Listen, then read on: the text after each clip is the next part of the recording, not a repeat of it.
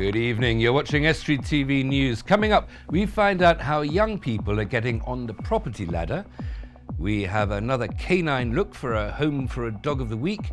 And my guests are John Patterson and Daisy Fitzgerald here to talk about their album, Everything in Black and White is Gold.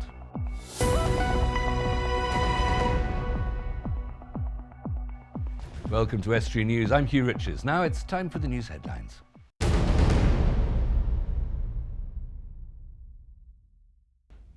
Ten local councils have joined forces to stage a major conference to secure the future of public transport in the north of England. The local authorities, including East Riding of Yorkshire, North East and North Lincolnshire councils, will come together for Total Transport 2015 to highlight the issues of funding for local bus services, hoping to come up with solutions to improve them. The event is to take place in York on October the 23rd. Another school has had an extension opened this week. This time it was Hilverstow Academy, which has been made bigger to meet the demand for more school places. The new classroom and cloakroom will cater for an additional 30 pupils.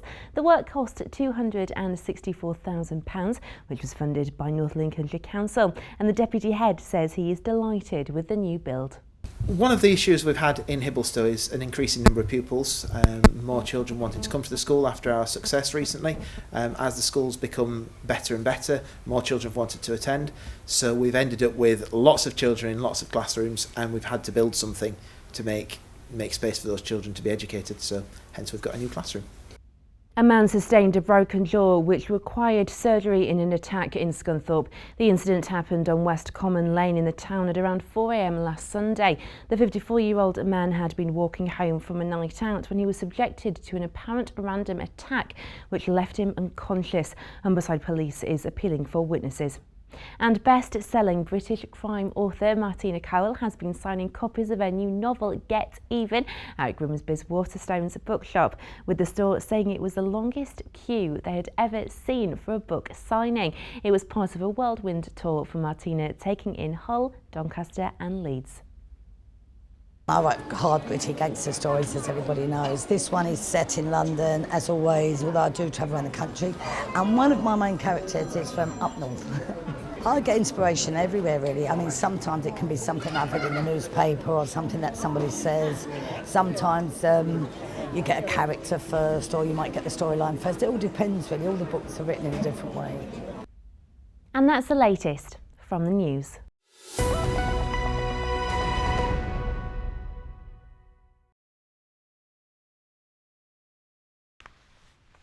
For young people, trying to get a foot on the property ladder is a struggle. It's also a struggle if you're looking for rented accommodation. A charity in Hull is helping people across the region to get their own property. We went to meet them. Deliver social benefits by turning chaotic lives around. That's the goal of Catch 22, a charity that offers a range of services, including helping young people across Yorkshire and Humberside get a foot on the career ladder, helping 16 to 25-year-olds in their own tenancies. In the current economic climate, it seems being able to afford a roof over one's head has become increasingly difficult, and service manager Ellie Tuffin says that's especially the case for youngsters without the bank of mum and dad to fall back on. Many young people, in order to kind of respond to the fact that it's harder to get on the property market, might choose to stay home with mum and dad for longer. Mum and dad might make more of a commitment to support young people to get onto the property ladder. The young people we support, often that's not an option for them. The centre helps with everything from speaking to other agencies on behalf of service users, securing safe accommodation and helping people furnish their homes. 19-year-old Pam Langley has been moved from B&Bs to hostels and now has her own place. She says the charity has been a lifeline. I don't even know where I'd be now if it weren't for Catch 22, because before Catch 22 I was walking, the day I left home I didn't even know what I was doing. I just walked out thinking I'll cope, but I don't think anyone can cope on their own. No matter how strong they think they are, you do need support to fall back on. The council and everyone do look at young people in a very bad way. They think, it's just another idiot who's the mum's kicked him out because they're partying every weekend. It's not the case of that. Me and a lot of other people have been through domestic abuse. The issue was I couldn't keep the heating on, couldn't keep my lights. I had no curtains, no nets, no nothing. And I was dire, and my work programme actually referred us here. And at the time I didn't know what Catch 22 was. So I was quite surprised because I just thought, oh, there'll be another judgmental company just saying, well, you need to do this, that and the other, and they haven't. They've been absolutely brilliant. Catch 22 are also fighting to eliminate misconceptions. It's really difficult. I don't think people appreciate how difficult it is. I mean, £57 a week, young person on job seekers allowance, £6.50 TV licence, £10 a week water, £10 a week gas, £10 a week electricity, council tax top up. It just leaves maybe £8 a week for food. If you want a bus to a job interview, that's your food money gone for the week. And it's hoped that with the charity going from strength to strength, more young people will be able to get their lives back on track. Erica Barker, Estuary TV. And if you've a news story you'd like the team to cover, then contact us via our social media pages or call 01472 31553, or alternatively send us an email to news@estuary.tv. Still to come, there's another adorable dog that needs a new home in our feature Dog of the Week, and we'll have all the latest local sports news.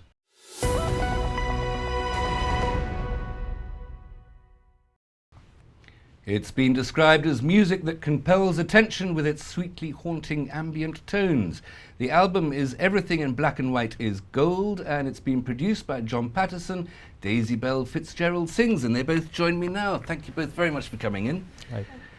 Hi. This is you're a bit of a veteran of the music scene, John. You could say that. If going back to 1988 when I started, yeah, makes me a veteran, and yeah. Yes, 27 years, Des. Okay, yes. Certainly make you a veteran. I guess it is that long when you think about it. Daisy, this is your first recording experience. Yes. How was it? How did you enjoy it? It's a lot of work. It's hard to stick to it because it's just so long, because it took a year to do, and then it took a lot of time in between to get the songs done. An awful lot more goes into making an album than you get from just listening to your 40 minutes of music at the other end of it.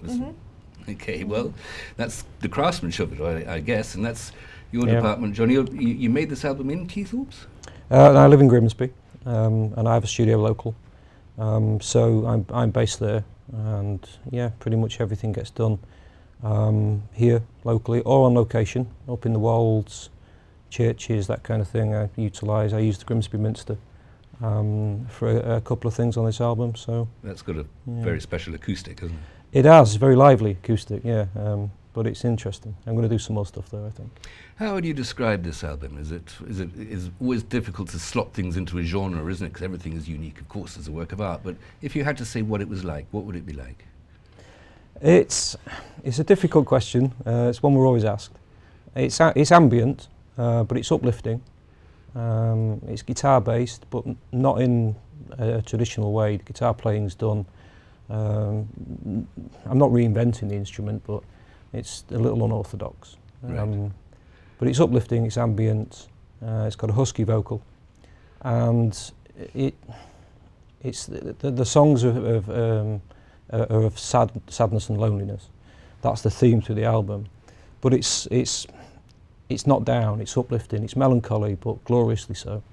And you wrote the words. You're the poet. I write all the behind this lyrics. as well as Yep, musician. all the lyrics and all the recording. Daisy, I guess you're the husky vocal in that case. I am. What would you say? What's the sort of music that you like? What would be influencing you? What were you going for? Well, it was more of what suited the music to then what I like, because what I like is more like pop punk. Right. It's nothing like how I sing. But you like this as well, do you? Yes, Good. obviously. But you've been singing for a long time, or is this just a talent that John discovered? I'd like to think so. I encouraged her to sing the way she does comfortably, and in the right range, in the right key. For these songs, I had a very specific sound for the vocals that I wanted to sort of create. It's almost like a female Nick Cave, if you will. Right. So he's out of Daisy's comfort zone, but she sounds really good down there. It brings out qualities that I don't think she knew she had, and it's really worked with the music. And how did you come to discover each other? I like to think of some sort of karaoke evening, and you stood at the back and thought, that girl, I can make her a star. Not quite. But how did it happen? How did you meet each other? Daisy's the daughter of parents of friends of ours, so her parents are friends of ours. It's not what you know, it's who you know, isn't it? That's how it works. And Daisy done some backing vocals on a previous project, and it gave me a bit of a clue. What's the reaction to the album been so far? Positive, very positive from almost the most unlikeliest sources too. Those people that have bought it so far to support us and to out of curiosity, I suspect as well, have had nothing but good comments about it. Well, I'm not surprised, having seen some of it, and I think we'll be in the second half. We'll be getting a little bit of a clip from a video you made together. Yeah. But it sounds absolutely fantastic. Thank you. Where can people get their hands on it? We have a Facebook page, which is the hub for everything to do with everything Black and White is Gold. There's a PayPal link on there that takes you directly to the PayPal. We're also on Bandcamp. There's a couple of free tracks on there that you can download. And the album's for sale on that too. And you can see the video on YouTube as well. Videos on YouTube, yep. Brilliant. Don't go away. Come back. We'll talk more about it after the break and have a clip of it then. Time to stop now for a moment. Please join us again then. We'll hear more from Daisy and John, and we'll find another pooch at home in Dog of the Week. And we'll also have all the latest local sports news.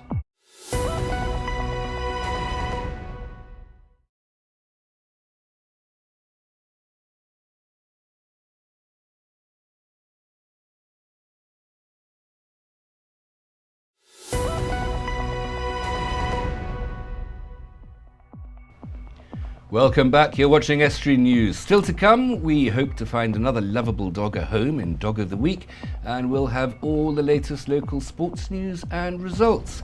Still with me in the studio are musicians John Patterson and Daisy Bell Fitzgerald. Tell me, John, you have a bit of a history with one of our great Scottish folk stars.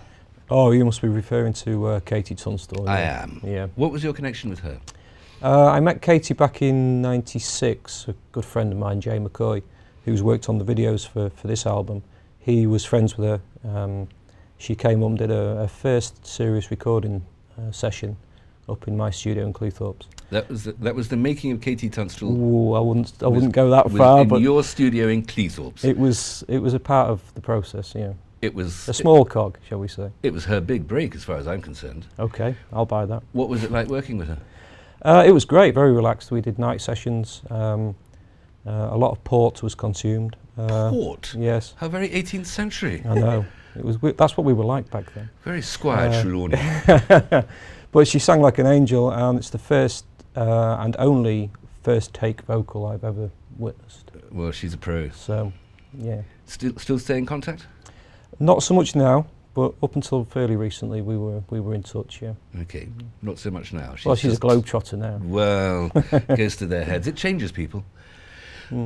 Daisy, have you got, talking of changing people, you get any plans to follow in those footsteps and be a big vocal star? Not really, no.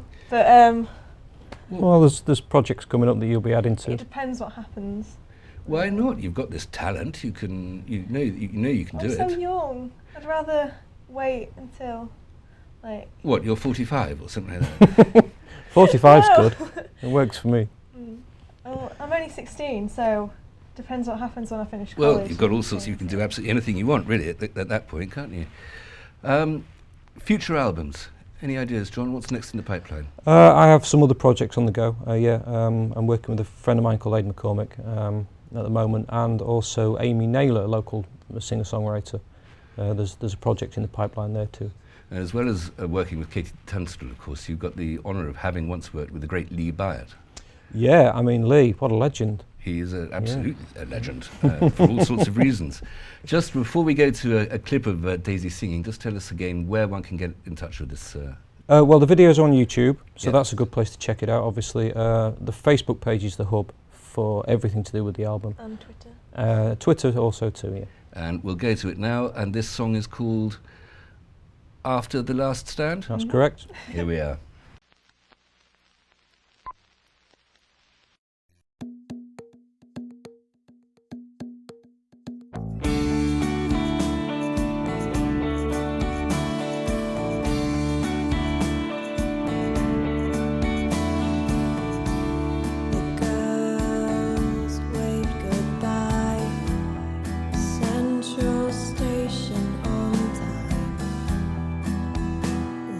Grown up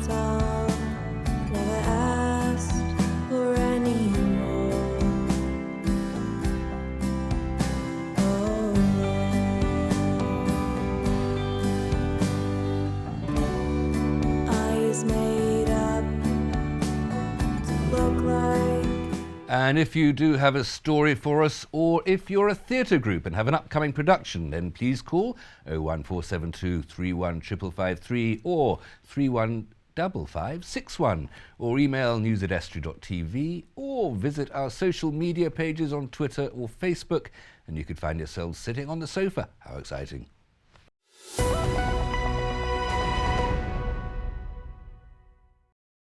Now it's time for Dog of the Week. Can you give this canine a loving home?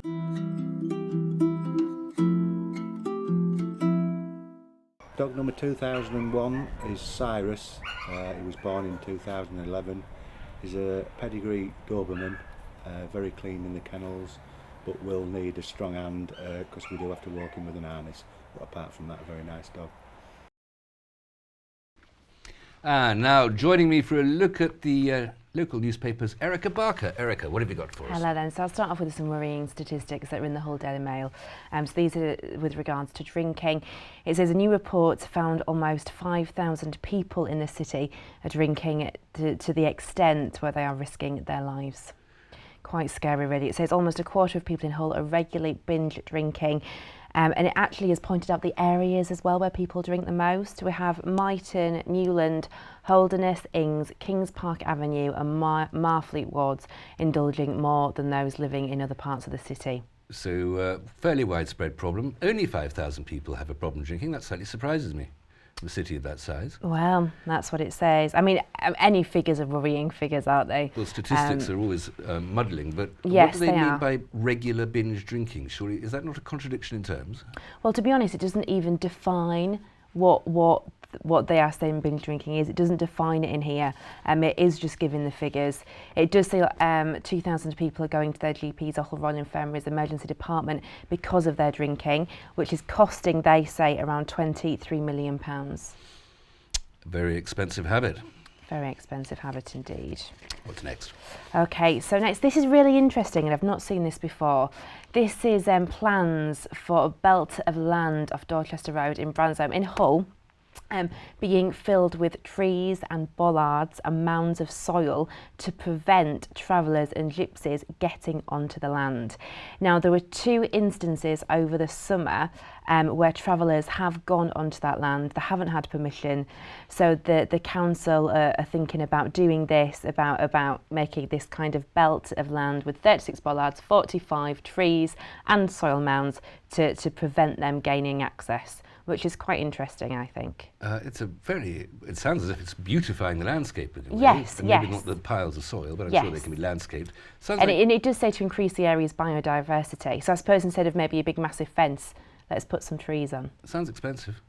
Yes, it does sound expensive. But I don't have the figures of what it may be. Oh, it does actually say the plans are estimated to cost about £32,000. Well, fair enough. Okay. What next?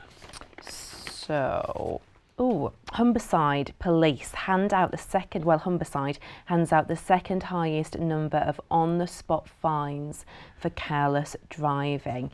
So I don't know if you remember, in 2013, police were given power to give on-the-spot penalties for drivers who put other road users' lives at risk with offences such as tailgating and poor lane discipline. So that came in, they had new powers to do that. So the force area with the highest number of penalties was Essex, that was 3,630, followed by Humberside, which was 1,998. That sounds proportionately as if we in Humberside have more per head of population than they do in Essex then, because Essex is so much more heavily populated. Well, Essex came out first. I mean, this is all the forces in the country. Possibly controversial because this is, in effect, summary justice. And I take it that drivers being asked to pay up these fines do have the option of pleading not guilty, as it were, and taking it to court. Yes. Well, not all of them do go to court. Some of them have been put forward for consideration for court prosecution. They've also been offered a retraining course that they can take. Okay, well, that sounds useful. Britain's Got Talent auditions are coming to Grimsby. Oh, are they, Erica? Yeah. So Talent Scouts are in Grimsby. They're looking for the next big star. They're going to be at the Warehouse Venue on Freeman Street on Monday. And I know one of the judges is, and it's quite exciting. And who is one of the judges? It's Emma. Our Emma. Our Emma is going to be one of the judges. So go along. How I don't want wonderful. that to put anyone off. No, she's very generous She's and very nice. kind. She's and very will be nice. full She of would positive be. comments. She'd be nothing but positive and constructive. Are you thinking of taking part as a competitor? No. No. Very well. I think oh God, I'm going to go on there. Yeah. I probably would if it was Simon. Erica, you're full of talent. You should be doing it. That's all we have time for. Thank you very much, Erica. And as if by magic, Erica will now bring you the sports.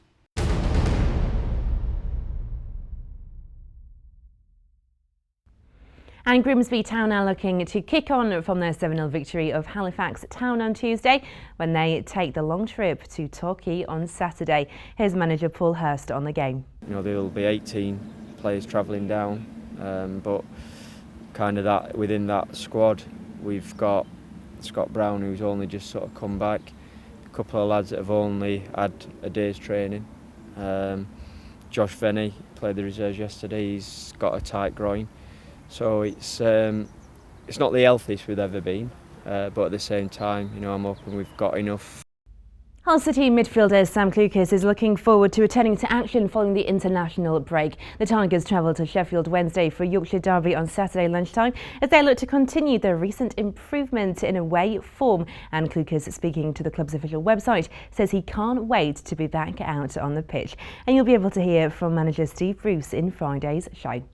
Elsewhere, Scunthorpe United return to Glanford Park League action when they host Shrewsbury Town on Saturday.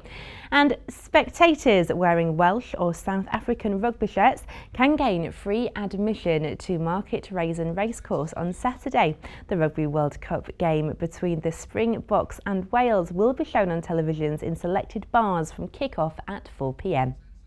And Hull Community Sports Trust is inviting spectators to go behind the scenes at Casey Lightstream Stadium later this month and join them for the floodlit tour of the ground. And that's the latest.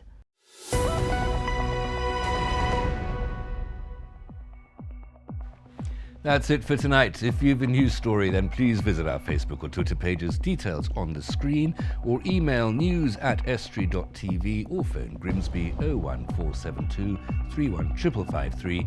Until tomorrow, good evening.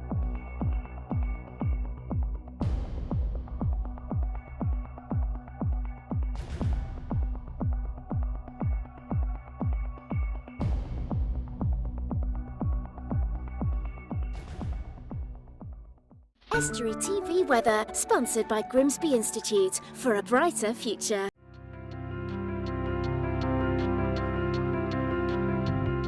Hello and welcome to Estuary TV's weather. Friday will be rather cloudy with scattered showers, mainly light and affecting eastern parts of the region. Maximum temperatures of 13 degrees. Saturday will be rather cloudy again with a few showers, but also a good spell of dry weather. Estuary TV weather, sponsored by Grimsby Institute for a brighter future.